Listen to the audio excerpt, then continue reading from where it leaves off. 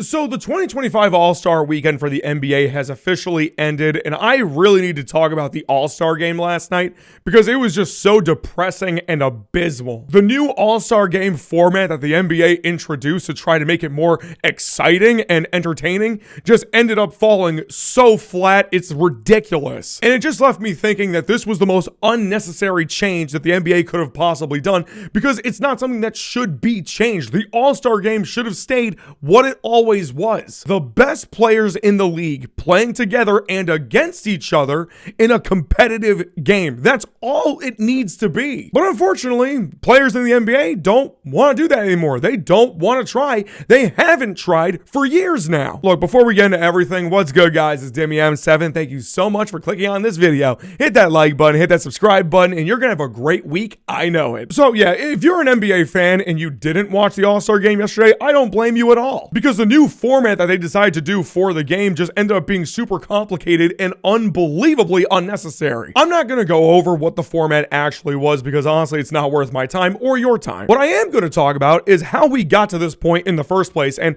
look, this isn't going to be some groundbreaking revelation. This is going to be brand new exclusive news. We all know why the NBA did this is because the All-Star game has sucked for years. The entire appeal of the NBA All-Star game is watching the best players in the league play with and against each other in a highly competitive game. That's all it is. Or I should say that's all it was because it used to be that. But over the years, the NBA players just don't really care about the All-Star game anymore. They don't try. They don't play defense. They don't show any effort. Now, sure, we've gotten glimpses of effort, and in some cases, in some very rare cases, I should say, we've actually seen the teams put forward real effort. The one that really stood out to me was the year that Kobe passed away. That year's All-Star game, they paid so much tribute to him, obviously, and of course, it's well-deserved. And during the game, they actually tried. They put real effort because that's what the Mamba,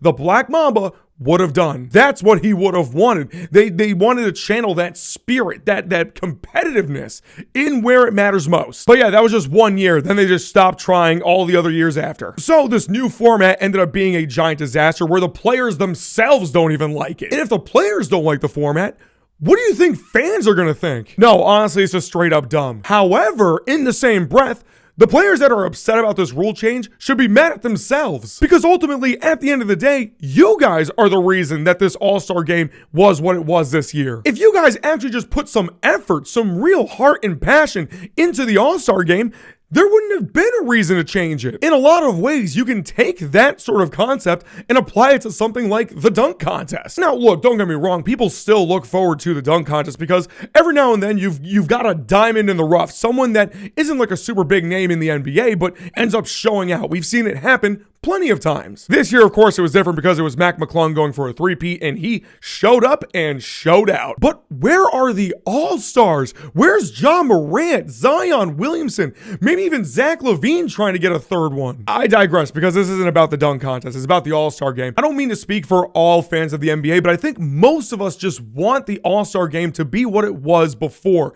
West versus East, the best players on the Western Conference versus the best players in the Eastern Conference playing against each other in a great, highly competitive game. That's all we want. Seriously, watch the All-Star game for the last 3-4 years. There's literally no defense. Plus, I know someone's going to be in the comments saying something like, oh, those past All-Star games like the 2000s, the 90s, they weren't trying super hard either. So there you go. I just had to talk about the All-Star game, but I do want to bring up one more thing. Did you guys notice that Anthony Edwards didn't play or LeBron James? Yeah, turns out both of them have had lingering injuries this entire time leading up to the game, and they decided on the day of the game, quite literally, to just not play. This last-minute decision to not participate in the All-Star game completely screwed over other players that could have been All-Stars for the first time in their careers. And I just think that's such a bad look. I mean, Giannis, just as an example, Giannis knew that he was hurt and couldn't participate, so he made that public information. That's how Trae Young got to be in it. But for LeBron James to show up last minute to the All-Star game,